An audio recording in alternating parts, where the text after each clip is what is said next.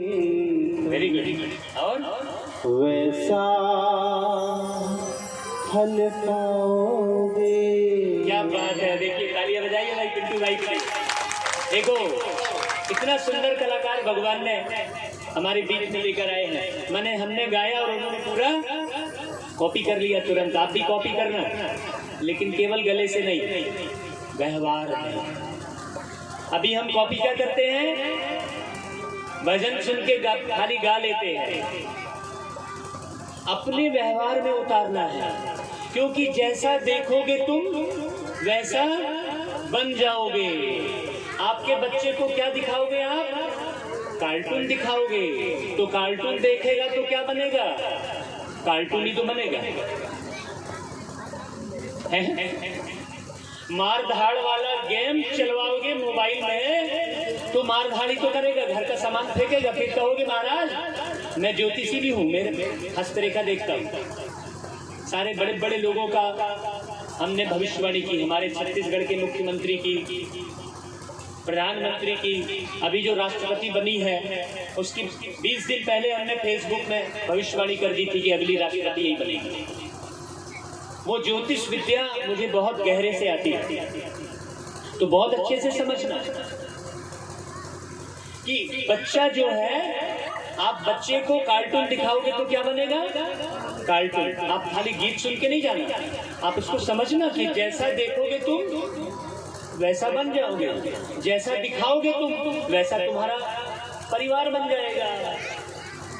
तो दीदी क्या देख रही थी, अब यहाँ ध्यान देना। दीदी क्या देख रही थी, जब विवाह हो रहा था तो दीदी जो है अदिति के कपड़े देख रही थी, अपने कपड़े नहीं देख रही थी, अपने गहने नहीं देख रही थी।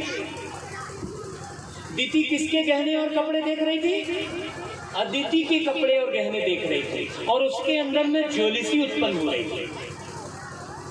और वो अपने माँ से भी झगड़ा कर ले रही थी, और वो ग्लानि कर रही थी। दीदी कह रही थी कि माँ तुमने मेरे साथ बचपन से ही ऐसा व्यवहार किया, अभी तुमने अदिति को इतने बढ़िया कपड़े दिए, इतने बढ़िया गहने दिए, और जितनी दासियां आई थी कपड़े और गहने लेकर उसका श्रृंगार करने के लिए, उसको वो दीदी क्या करी, पूरे कपड़े और गहनों को एक झटका मार के फेंक दे।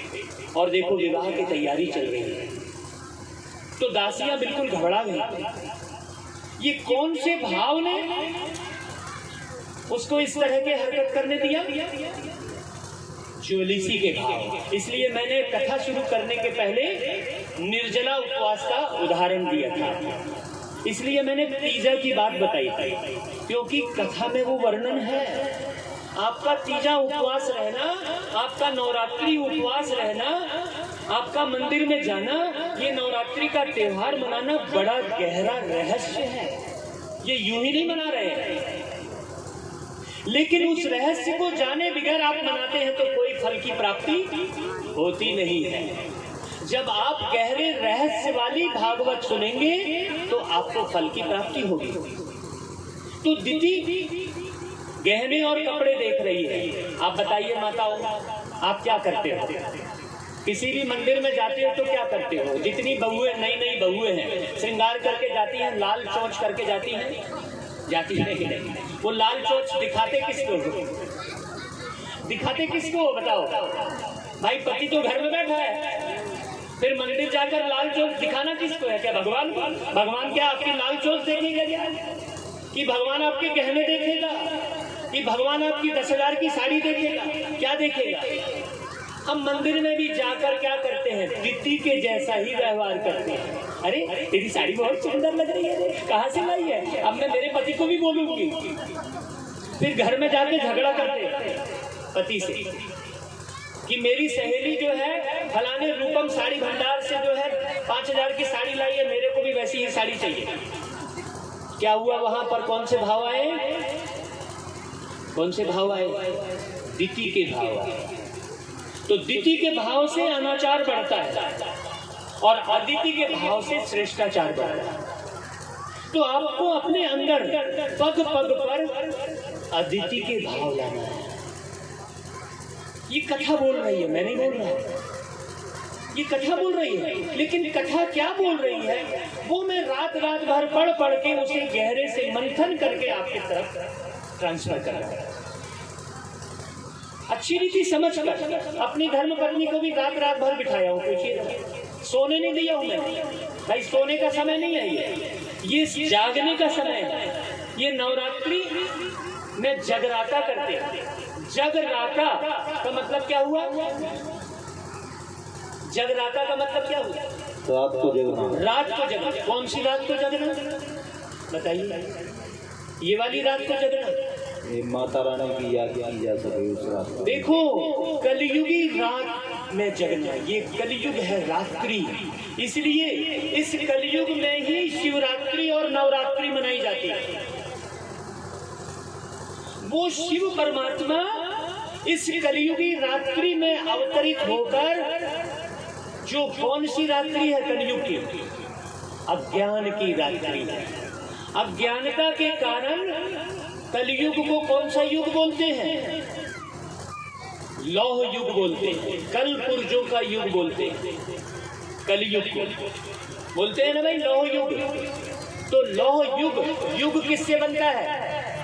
माताएं जो है कथा के बीच में जैसे कुछ भी चढ़ाती हैं तो सबका ध्यान किधर चला जाता है? साड़ी में, दिति, यही है दिति।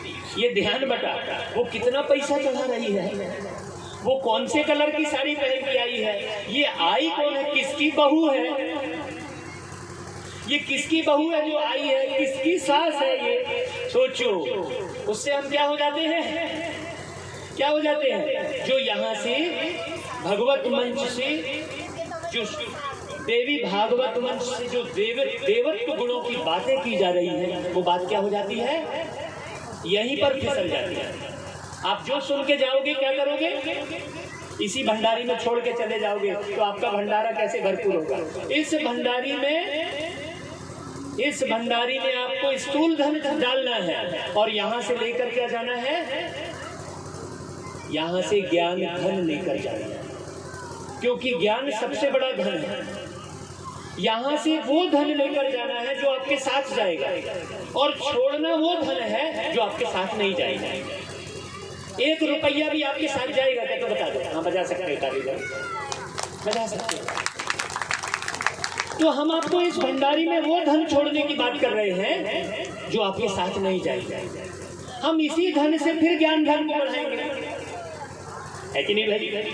आज इतने लोग सुन रहे हैं, कल इससे बड़ी भागवत करके पूरे गोंडा गांव वाले जागेंगे। आपको मैं बता दूं, ये जो भागवत कथा है ये हमारा जो है YouTube चैनल पर अनमोल मणि के नाम से, जो जितनी भी देश भर में हुई है कथाएं, वो अनमोल मणि के नाम से है। एक गांव में ये कथा और प्रतिदिन की वाणी को एक भाई ने क्या किया, पूरे गांव भर में चोंगा लगा के लगातार 3-4 महीने तक चलाया। 3-4 महीने बाद उस गांव की रिजल्ट क्या हुई मैं आपको बता रहा हूं, बहुत बड़ी खुशखबरी। वो पूरा का पूरा गांव नशा मुक्त हो गया। सबने बीड़ी, सिगरेट, तंबाकू, गुटखा सब छोड़ दिया। जब ज्ञान अमृत अंदर गया तो विष पीना अपने आप छूटेगा। एक बोतल है, बोतल में अंदर में गहरे में कचरा भरा पड़ा है और वो किसी भी तरीके से नहीं निकल रहा है, तो लगातार उसमें क्या करेंगे, बोतल में पानी की धार बहाएंगे। तो पानी की धार बहाएंगे तो क्या होगा, नीचे का कचरा ऊपर आके और धीरे धीरे क्या होगा, वो बाहर। उसी प्रकार हमारे जीवन में भी, हमारे मन में भी जन्म जन्मांतर का कचरा भरा है, एक जन्म का नहीं। उसको रामायण में लिखा है कि कुछ करनी कुछ कर्म गति और कुछ पूर्व जन्म के पाप है। कुछ करनी कुछ कर्म गति कुछ पूर्व जन्म के पाप। जैसे हमने आपको जो उदाहरण दिया था स्वर्गवासी का, देहांत का, गुजर गया बताया, तो कौन गुजर गया? अब वो गीत गाते हैं, भैया जरा बजाना और ध्यान से सुनना उस गीत को। कि जन्म जन्म का साथ है तुम्हारा